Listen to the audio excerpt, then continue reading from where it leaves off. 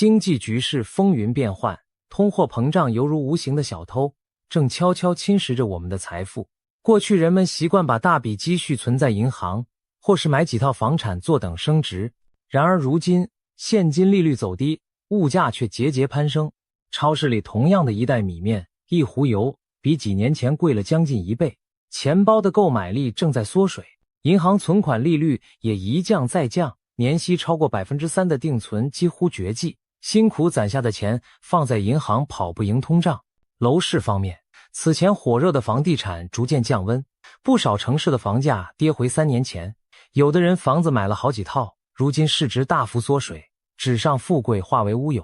在这样的背景下，许多中老年朋友开始焦虑，辛苦积累多年的养老钱，该如何才能保住价值，不让半生血汗付诸东流？就在大家迷茫之际，一位90多岁的商业传奇站出来，给出了他的忠告。他就是李嘉诚，曾连续21年蝉联香港首富，被尊称为李超人。别看他年事已高，对趋势的嗅觉却依然敏锐。事实上，他素来以未雨绸缪著称，多次在市场高点提前撤出，化险为夷。他的商业帝国负债率极低，现金流充裕，正是因为总能前瞻风险并提早准备。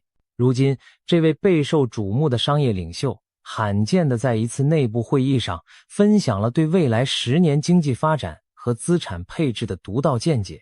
他直言，未来单靠持有房子和现金可能不再是最稳妥的策略。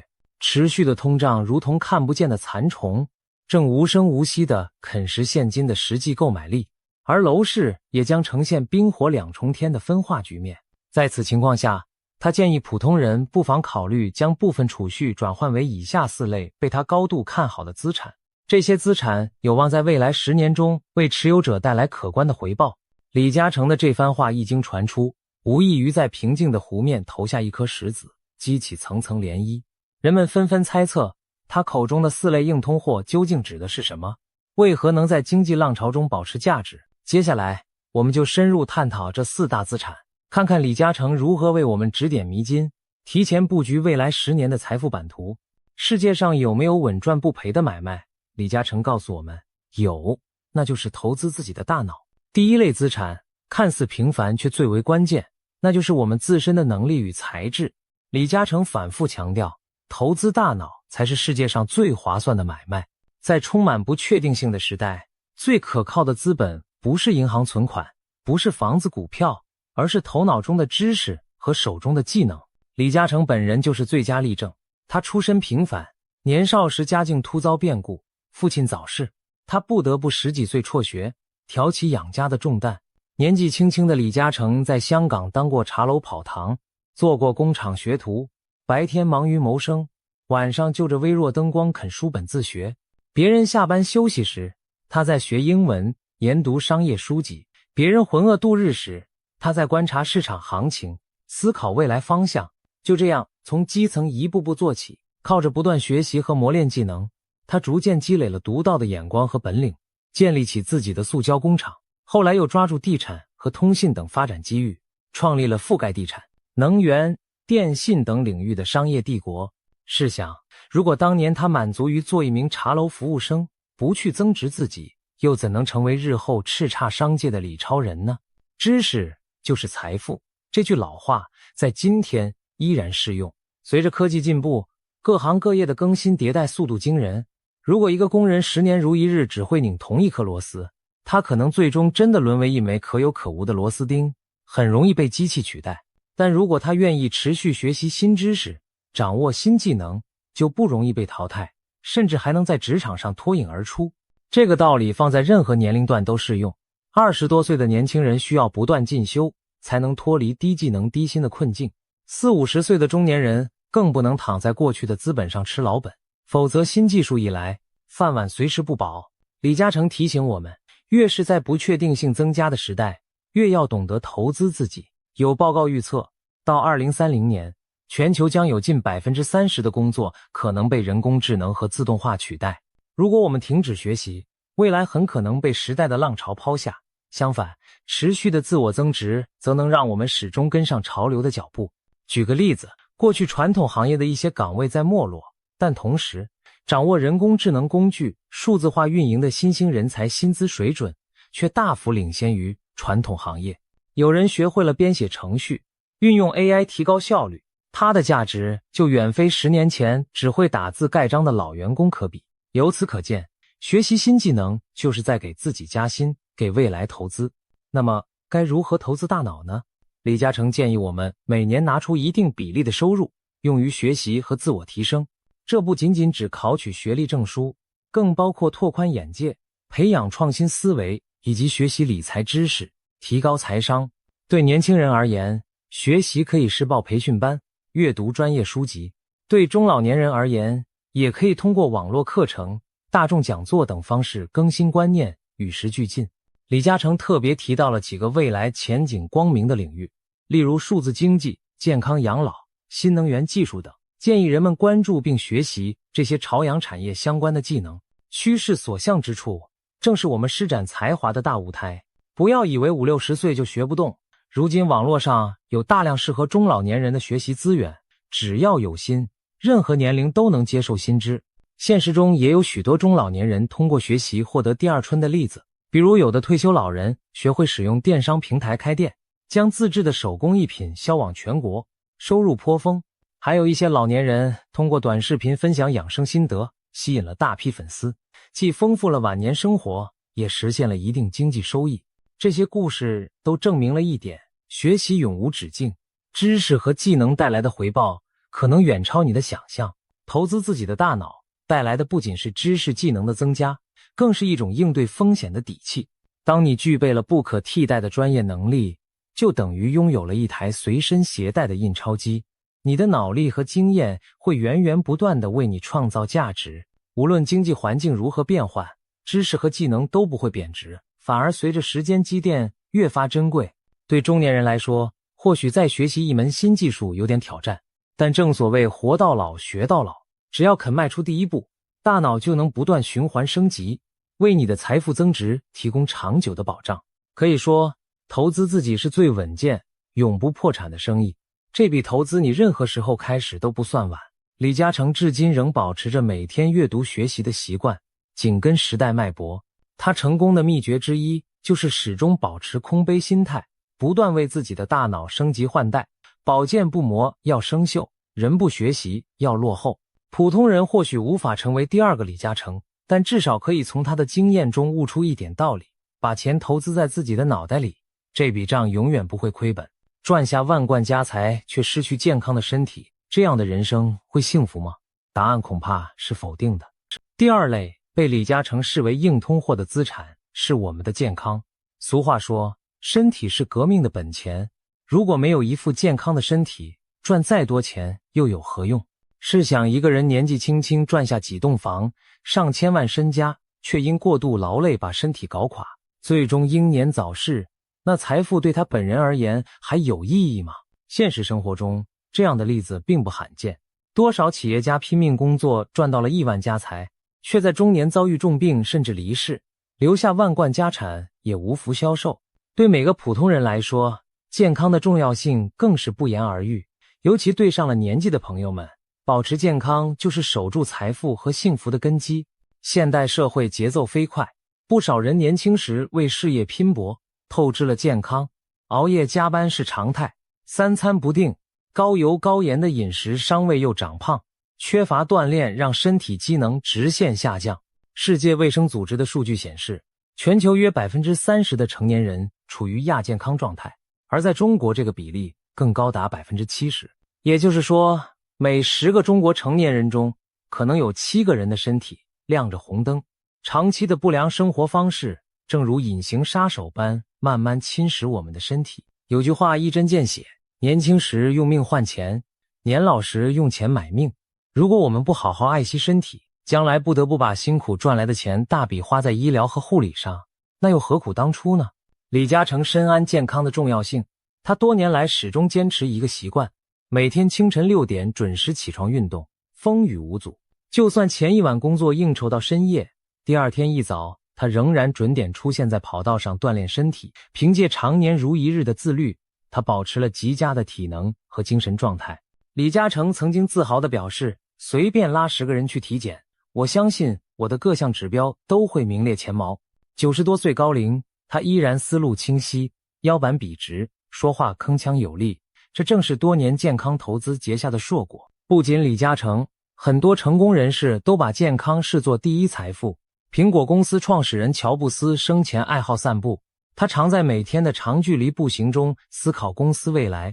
阿里巴巴创办人马云也曾坦言，年轻时为事业拼命透支健康，现在才领悟到健康比金钱更重要。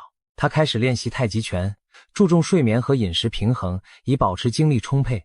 这些例子都说明，拥有健康的身体，我们才能在事业上持续奋斗，也才能真正享受财富带来的美好生活。健康其实也是一种隐形的资产，我们平日里养成良好的生活习惯，就等于在为未来积攒健康存款。均衡营养的饮食，规律适度的运动，定期的体检，都是在为自己的身体投资。一旦健康出问题，沉重的医疗费用会像无底洞般吞噬财富，生活品质也一落千丈。有人形象的比喻，健康就像数字1，事业、金钱、家庭、爱好等是后面的那些零，只有前面的1稳固存在，后面的0才有价值叠加。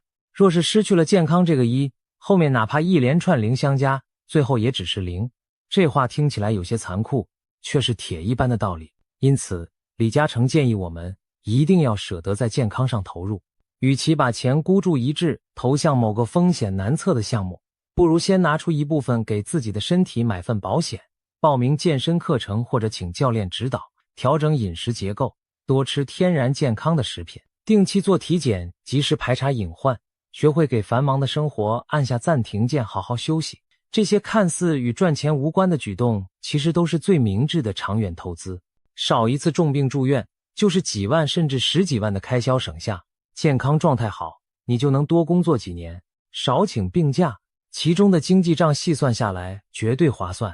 对中老年人来说，重视健康更是对自己和家人的负责。拥有一副硬朗的身体，你才能有尊严地守护财富，安享晚年，而不至于将子女拖入久病床前无孝子的悲剧轮回。值得一提的是，李嘉诚在公益方面也十分重视教育和医疗，他的基金会多年来捐资办学、兴建医院。正是因为他深信知识和健康是社会最宝贵的财富。古人云，留得青山在，不怕没柴烧。只要把身体养好了，哪怕暂时财务有所损失，将来东山再起的机会仍然大把。乱世中什么资产最可靠？很多人会回答黄金。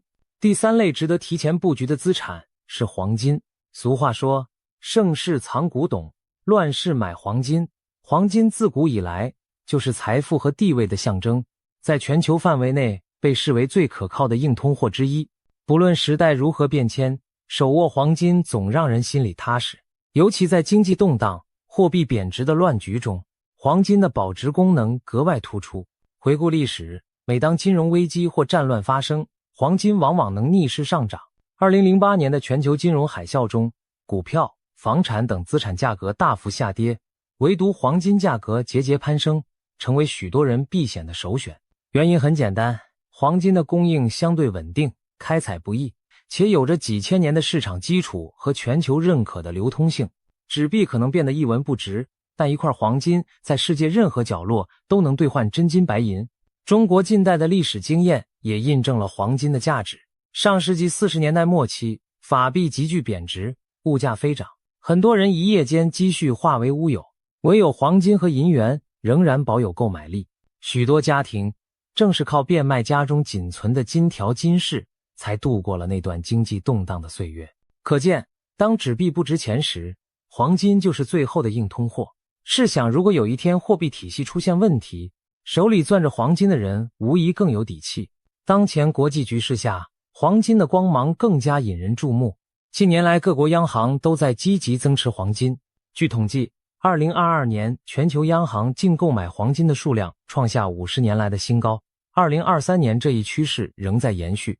中国、俄罗斯等国的央行更是大举买入，连李嘉诚自己也透过旗下公司入股了一座印尼金矿，用实际行动证明了对黄金的信心。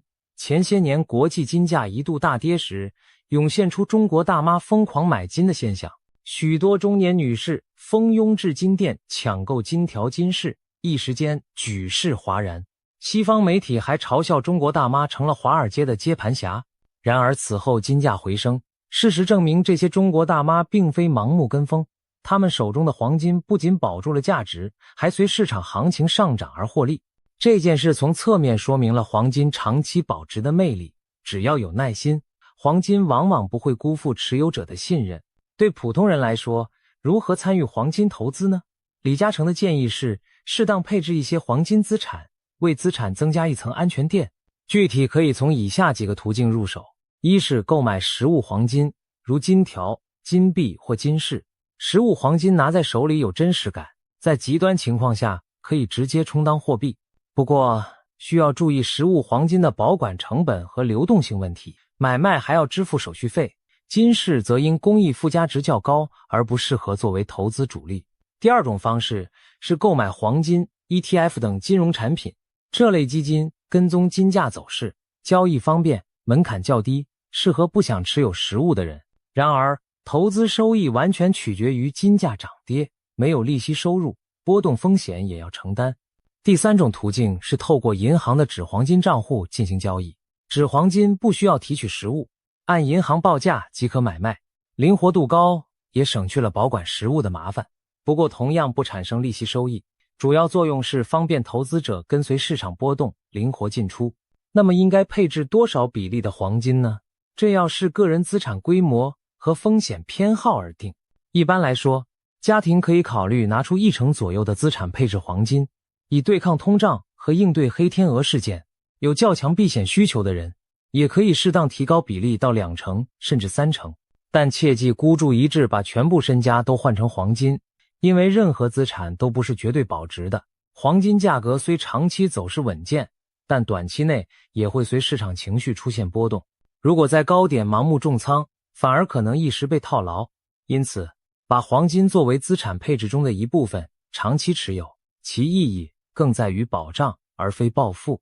总体而言，在当前货币超发、地缘政治不确定性增加的时代，适当持有黄金就像给财富买了一份保险。当纸币购买力下降时，黄金能维持你的资产含金量，万一遇上极端危机，黄金更是保命的硬通货。对于经历过动荡岁月的中老年人来说，黄金带来的安全感更是其他投资难以替代。当然，正如李嘉诚所提醒的，任何投资都应适度分散，黄金虽好，也不要过度集中。只要合理配置，黄金这道金色盾牌就能在未来10年默默守护你的财富。与股票、债券等金融资产不同，黄金不依赖任何机构的信用，其价值不会因发行人破产而归零，可以说是少数没有对手方风险的资产之一。中国人素来爱买房，那未来10年房子还值不值钱？李嘉诚的看法是，好房子依然是保值利器。第4类值得关注的资产是经过精挑细选的优质不动产。近年来，房地产市场结束了过去单边上涨的神话，开始出现明显的分化。事实上，所谓房价永远上涨的神话，在其他国家早已被打破。比如上世纪80年代，日本房地产市场经历疯狂暴涨后泡沫破裂，东京等地房价一度腰斩，此后足足停滞了20年。这一教训告诉我们，房地产也有周期，盲目认为房价只涨不跌是十分危险的。此外，中国总人口已经进入负增长时代，很多中小城市未来可能人去楼空，需求不在。但与此同时，人口仍在向大都市圈集中，年轻人涌向北上广深等1线城市寻找机会。这意味着大城市核心区的房产将更加稀缺，其价值有坚实的人口和经济基础支撑。房产投资必须顺应这一趋势，在有人口净流入、有产业支撑的城市下手，才能真正保值。那么，李嘉诚是否认为房子一无是处了呢？恰恰相反，他的观点是，不是不买房，而是要买好房。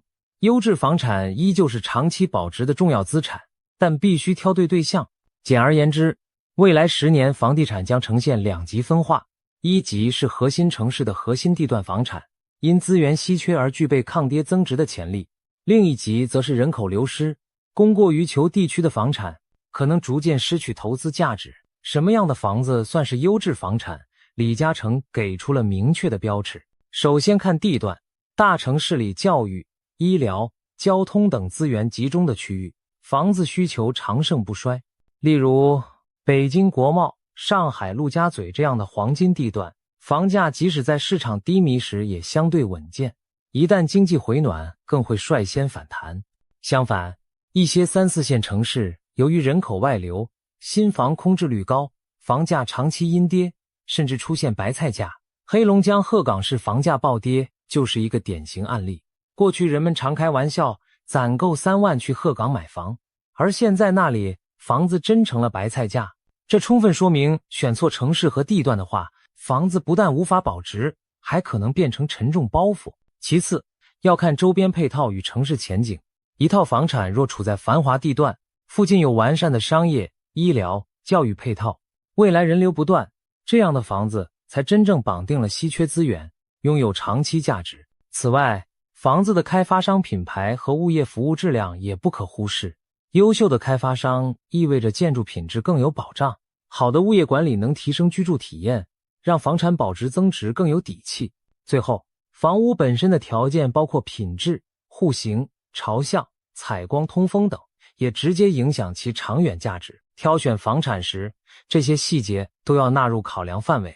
当然，投资房产还得量力而行。李嘉诚提醒，不要轻易举债去炒房，更不要指望房价短期内翻几番暴富。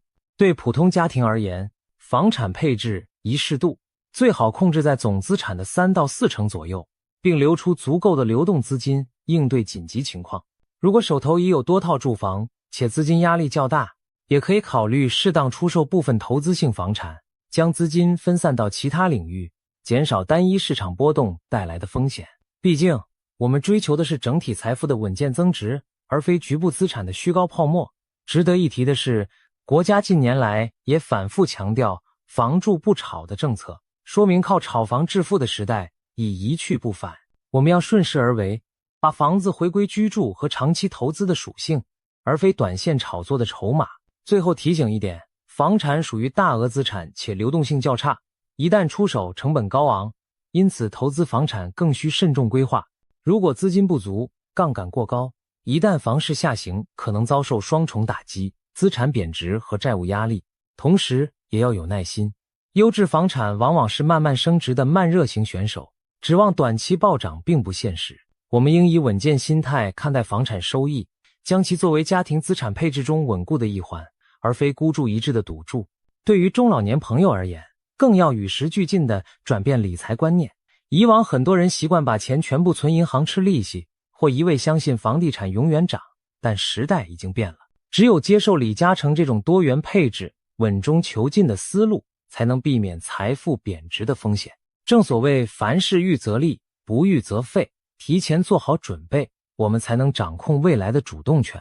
身边不乏这样的例子，以2位同龄退休老人老张和老李为例。老张保守地把大部分积蓄存在银行，另外买了3套老家3线城市的房子用来收租。他觉得自己很稳健，但却忽视了自身健康，不爱运动，认为养生是浪费时间。老李则采纳了李嘉诚的建议，把资产做了调整。他拿出部分存款购买了黄金和国债作为保值，卖掉了老家的2套闲置房产，换成1线城市学区的小公寓，方便子女就近居住兼投资。他还每年参加学习班，练习使用智能手机理财，学习新兴投资知识，同时养成每日散步锻炼的习惯。10年后，全球经济经历了起伏变化，我们看到老张银行存款的利息赶不上通胀，实际购买力缩水严重。老家的房子因人口流失，不但租金微薄，房价也一路下跌。更不幸的是，缺乏健康管理的老张身体每况愈下，这些年陆续做了几次手术，医药费花掉了他大量积蓄。反观老李，虽然也历经经济波动，但他手中的黄金在通胀上升时大放异彩，价值明显增长，国债利息稳定入账，补充了日常开支。那套1线城市的小公寓保值之余还带来可观租金。更重要的是，老李由于一直坚持学习和锻炼，不仅思维敏捷能跟上时代，身体也相当硬朗。医疗支出很少。10年下来，老李的总体财富不减反增，生活质量也远胜老张。当然，每个人的境遇各有不同，但老张和老李的故事给我们的启示是明确的：早做正确的资产配置和健康投资，才能在风雨中立于不败之地。如果抱着侥幸心理，固守陈旧观念，最终可能追悔莫及。